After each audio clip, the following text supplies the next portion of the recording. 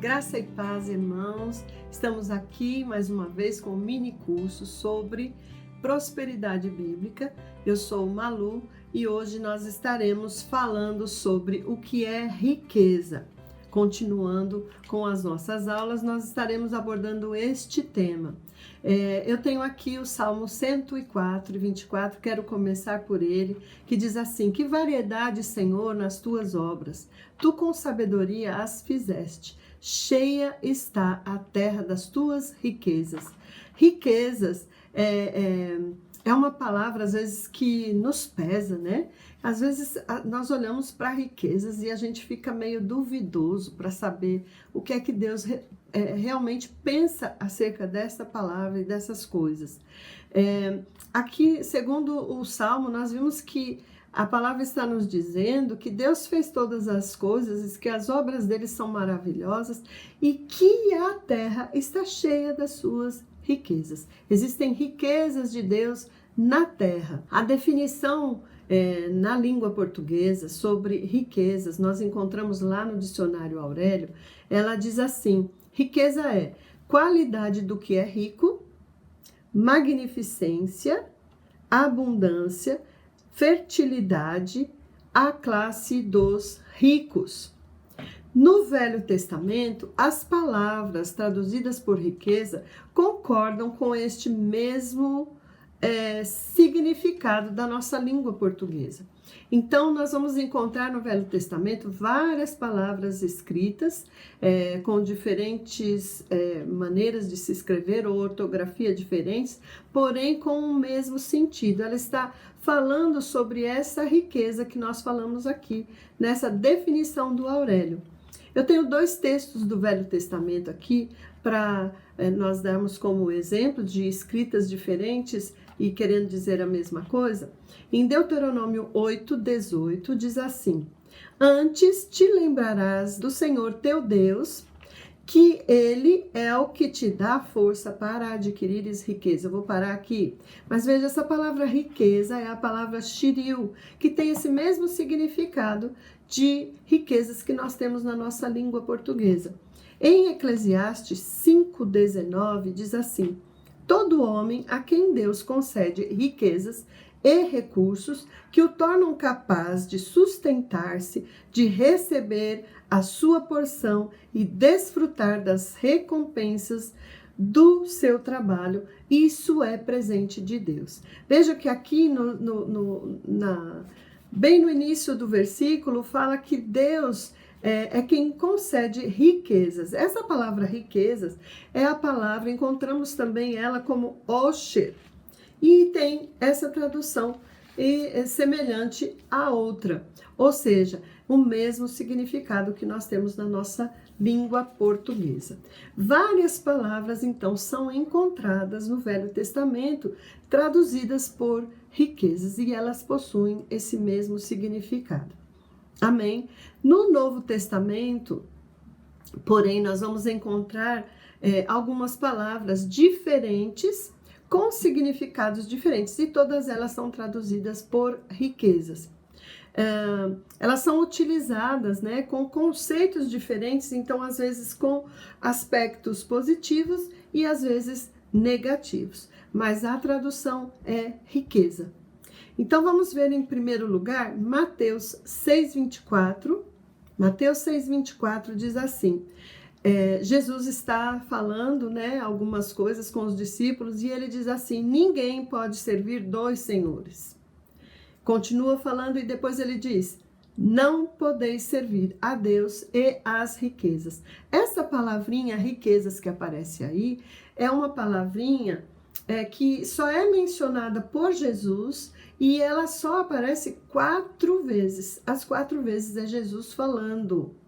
E ela tem uma tradução diferenciada, né? Nos originais, essa palavra mamon, ela significa tesouro ou riquezas, que é riqueza que é personificada e oposta a Deus. Veja só que interessante, é uma riqueza que se opõe a Deus.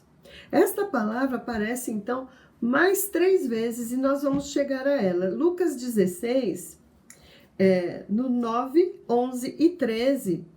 Nesses 3 versículos nós vemos essa mesma palavra mamon sendo traduzida como riquezas e aparecendo nesse mesmo sentido. Olha só, versículo 9 diz assim: eu vos recomendo, Jesus falando, usai as riquezas mamon, que é deste mundo ímpio, para ajudar ao próximo e ganhar amigos, para que quando aquelas chegarem ao fim, esses amigos vos recebam com alegria nas moradas eternas. Veja, Jesus usando riquezas, mamon, a riqueza que é personificada e oposta a Deus. Versículo 11 fala também sobre riquezas e diz assim: assim, se vós não fores justos em lidar com as riquezas deste mundo ímpio, veja, mamon aparecendo de novo, quem vos confiará a verdadeira riqueza? Mamon, as riquezas deste mundo ímpio, uma riqueza que se opõe a Deus. E no versículo 13, nós temos lá: nenhum servo pode servir a 2 senhores. Jesus mencionando a mesma palavra que ele menciona em Mateus 6, 24. Ele diz: não podeis servir a Deus e a mamon. Então, mamon, traduzido por riquezas, é a riqueza que personificada é oposta a Deus. Amém? Estas citações de Jesus sobre riquezas são apresentadas pela palavra mamon, que é a riqueza que se opõe a Deus. Ela é usada somente nesses textos que nós acabamos de ler, e desta forma nós entendemos que existe uma riqueza que faz oposição às coisas de Deus, ou ao próprio Deus. E nós vamos prosseguir vendo outras palavras, né, que também são traduzidas por riquezas. E nós temos, uma delas é ploutos, que é a que nós encontramos em maior quantidade, em mais vezes no Novo Testamento. A palavrinha ploutos e as suas variantes, elas querem dizer, ou elas tratam sobre o quê? Riquezas, fortuna, abundância de possessões materiais, plenitude, bens, aquilo com o qual alguém é enriquecido. Ploutos e as suas variantes, elas são as mais comuns no Novo Testamento. Amém? Ela se apresenta de várias formas. Ela quer dizer riqueza natural, pode se apresentar em aspectos positivos e negativos, e também ela é usada figuradamente como riqueza espiritual. Amém? Um exemplo. Efésios 2:7, a palavra diz assim: para mostrar nos séculos vindouros a suprema riqueza ploutos da sua graça em bondade para conosco em Jesus Cristo, ou em Cristo Jesus. Aqui está tratando de riquezas em Cristo, com valores espirituais, a plenitude de Deus em Cristo. Amém? Em Mateus 27:57, diz assim: caindo a tarde, veio um homem rico. Olha a palavrinha rico, plousios. É uma variante de ploutos, e ela nos fala assim: um homem rico de Arimateia, que era discípulo de Jesus. Está falando sobre a qualidade de ser rico deste homem de Arimateia, que era um discípulo de Jesus. E o interessante é que nós podemos observar nesse texto é que estas riquezas não impediam aquele homem de servir a Jesus e de segui-lo. Amém? Ele era um seguidor de Cristo, mas muito rico. Percebe? Então a riqueza não o impedia de servir ao Senhor. Em 1 Timóteo 6,17, O apóstolo Paulo está dizendo a Timóteo assim: exorta aos ricos, plousios, a variante de ploutos, aos ricos do presente século, que não sejam orgulhosos, nem depositem a sua esperança na instabilidade da riqueza, mas em Deus, que tudo nos proporciona ricamente para nosso aprazimento. Veja, Paulo está orientando Timóteo, que é um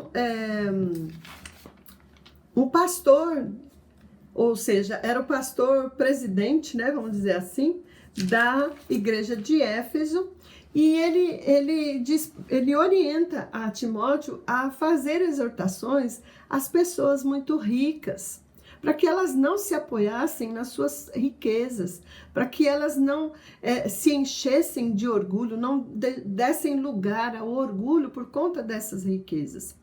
Amém? A maior importância, amados, sobre riquezas no Novo Testamento, ela não está focada sobre o que nós temos. Ela não está focada sobre as riquezas que possuímos. Não é isso. Ela está focada em que lugar elas têm ocupado na nossa vida, ou como nós temos procedido mediante estas riquezas, o que nós temos feito com estas riquezas, com aquilo que temos. Não está olhando para o que temos, mas como fazemos com aquilo, ou o que fazemos com aquilo que nós possuímos. Amém? Vejam estes exemplos. Em Marcos 10, 17 e 22, nós temos um texto muito conhecido sobre o jovem rico. E eu vou mais ou menos contar, vou ler um pouco, mas eu vou contar, dar uma resumida, né? Falando sobre o jovem rico. Jesus estava entre as pessoas ali, e esse jovem rico, ao ver Jesus, ele corre, se aproxima e chega diante de Jesus, ele se ajoelha e diz: bom mestre, o que eu posso fazer para herdar o reino de Deus? Jesus, olhando para ele, disse assim: não matarás, não adulterarás, não furtarás, não dirás falso testemunho, não defraudarás ninguém, honra a teu pai e a tua mãe. Ele cita alguns dos mandamentos, a maioria deles, né? E o jovem, ao ouvir isso, se alegra e ele diz assim, o alegra é por minha conta, né? Que a palavra não está dizendo isso, mas eu imagino, eu parafraseando, eu imagino ele fazendo aquela pose toda, opa, então é comigo. E ele diz para o Senhor: mestre, tudo isso eu tenho observado desde a minha juventude. Então, Jesus, olhando para ele com muito amor, diz assim: então vai, pega todos os seus bens, vende-os e dá aos pobres. Quando aquele jovem ouve estas palavras, ele é contrariado no seu coração. E isso lhe traz tristeza, porque havia um apego, né? E a palavra diz que ele contrariado, em tristeza, ele sai de perto de Jesus. É interessante porque nesse versículo, Jesus diz assim, que só uma coisa te falta. Ele observava todos os mandamentos, mas só uma coisa faltava. E ele fala, quando ele diz, vai, vende tudo o que você tem. Ou seja, Jesus conhecia o coração dele. Palavra de conhecimento estava funcionando ali, estava em operação ali. Jesus estava vendo o coração dele. Deus dava o coração daquele homem para Jesus entender o que é que estava acontecendo ali. E aí ele faz essa proposta, vai, vende tudo. Ele teria condições de ser um bom discípulo de Jesus, não fosse aquele apego às riquezas e às coisas materiais. Então ele, contrariado, ele sai com tristeza, ele se aparta, né, de Jesus, retira-se triste, né? A palavra diz que ele era dono, porque ele era dono de muitas propriedades. No versículo 23, Jesus continua dizendo assim: quão dificilmente entrarão no reino de Deus os que têm riquezas. Essa palavra riqueza já aparece de uma outra forma, ela é crema, e ela também quer dizer dinheiro e riquezas, mas já não é ploutos, nem plósios, né? Mas ela está falando sobre riquezas também. E aí nós observamos o que? Nós podemos entender que essa tristeza do coração daquele homem, ela manifesta o que? O lugar das riquezas e o lugar de Deus no seu coração. Onde estava um e onde estava o outro. Neste versículo 23, Jesus está dizendo apenas sobre a dificuldade, né? Quando ele fala assim, quão dificilmente entrarão no reino de Deus os que têm riquezas, ele não está dizendo, olha, os ricos não vão herdar. Se fosse assim, então os pobres já não precisavam fazer, nem se converter mais, né? Porque se tinha que ser pobre, se esse era o requisito, né, que teria para se herdar o reino dos céus, não é isso, irmãos. O que Jesus está dizendo é o apego que ele tinha às coisas materiais. Jesus está dizendo apenas sobre a dificuldade de que aqueles que possuem muitos bens possam vir a ter para se manter firmes no caminho. Porque se a pessoa não tiver uma comunhão, se a pessoa não tiver uma convivência, um contato maior com a palavra, com o Espírito Santo, com o próprio Deus, né? Comunhão em oração, em adoração, em consagração, ele acaba se desviando. Porque ele acaba se apegando àquelas coisas que enche os olhos da nossa carne, né? Enche a nossa alma. E aí, em Timóteo, 1 Timóteo 6,10, também existe uma palavra muito interessante que diz: o amor ao dinheiro é a raiz de todos os males. Percebam, não é o dinheiro que é a raiz de todos os males, a palavra está dizendo que é o amor. O apego ao dinheiro é raiz de todos os males.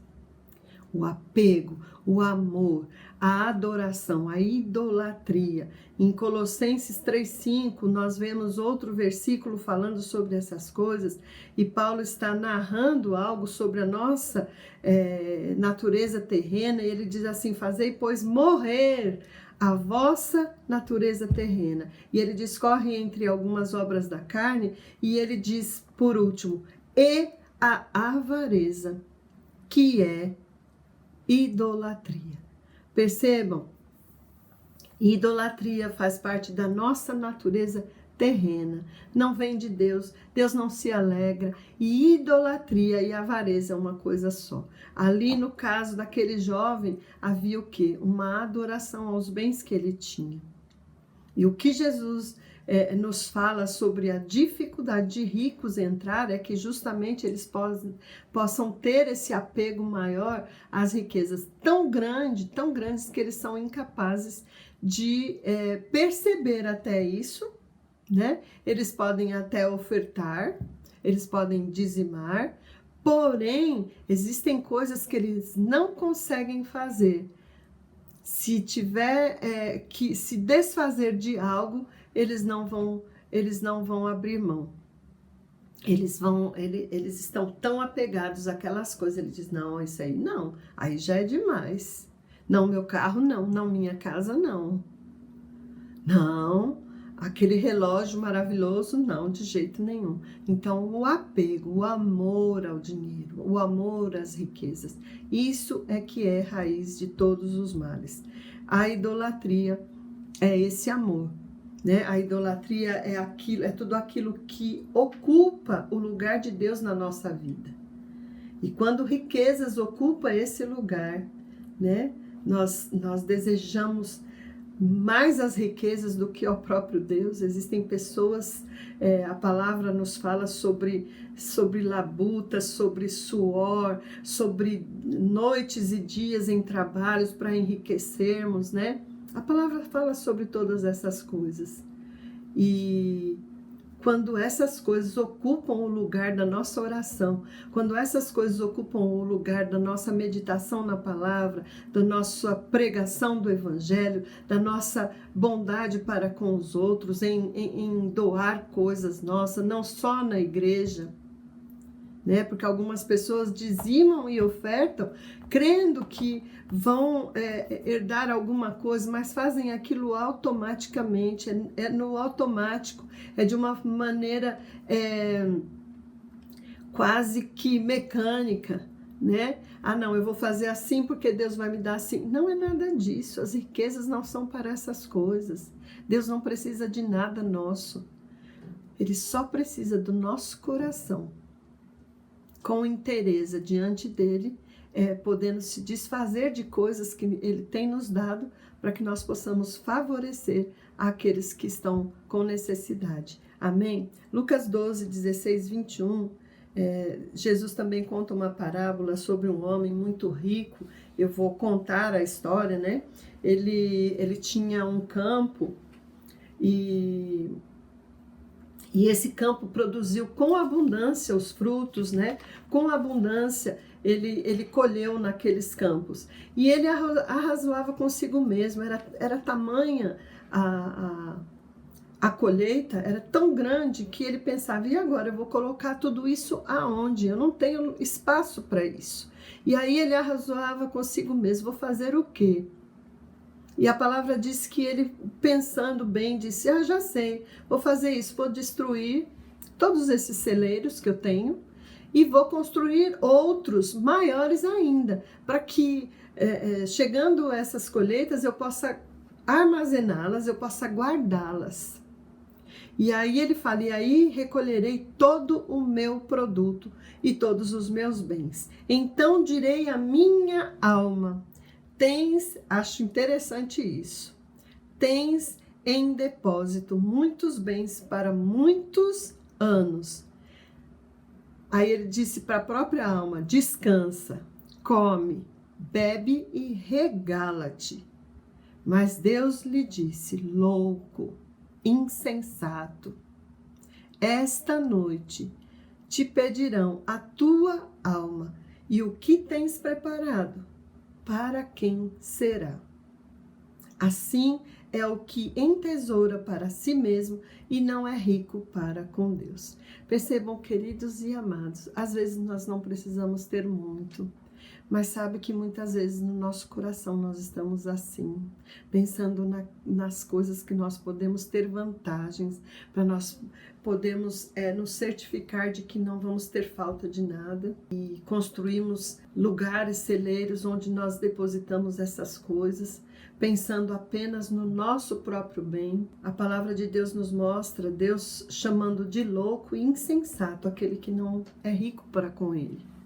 Então, não ser rico para com Deus é loucura e insensatez. 2 Coríntios 9:8 diz, Deus pode nos fazer abundar em toda graça, a fim de que, tendo sempre em tudo ampla suficiência, superabundez em toda boa obra. Essa palavra suficiência vem da palavra autarquia, que quer dizer uma condição de vida ideal, em que nenhuma ajuda ou apoio são necessários. Estar suprido de todas as necessidades para a vida. Isso é ampla suficiência, ou seja, amplo suprimento por meio da graça de Deus em Jesus Cristo. Esta graça de Deus, ela vem sobre as nossas vidas e nós temos que ter esse entendimento que a vontade de Deus é que nós tenhamos abundância de bens, é que Ele é quem nos dá forças para adquirir as riquezas, Ele é quem nos concede as riquezas, e a mensagem de Cristo é que não nos apeguemos a essas riquezas terrenas, mas que nós possamos juntar tesouros no céu. Sejamos ricos para com Deus, coloquemos Deus no seu devido lugar, no lugar mais alto, mais elevado no nosso coração. John Rockefeller fala assim, o homem mais pobre, ele tem essa frase, o homem mais pobre que conheço é aquele que só possui dinheiro. Acho interessante essa frase. O mais pobre é aquele que só possui dinheiro. Por outro lado, o pastor e escritor Andrew Murray, ele fala assim, O homem é julgado pelo dinheiro tanto no reino deste mundo quanto no reino dos céus. O mundo pergunta: quanto este indivíduo possui? Cristo pergunta: como este homem usa o que tem? O mundo pensa, sobretudo, em como ganhar dinheiro. Cristo fala de uma forma de dá-lo. E quando um homem doa, o mundo pergunta: quanto doou? Cristo pergunta: como doou? Seja abençoado, querido, na prática dessa palavra, que Deus possa ter falado ao seu coração e você se aproprie de tudo que Ele tem falado. Em nome de Jesus. Shalom.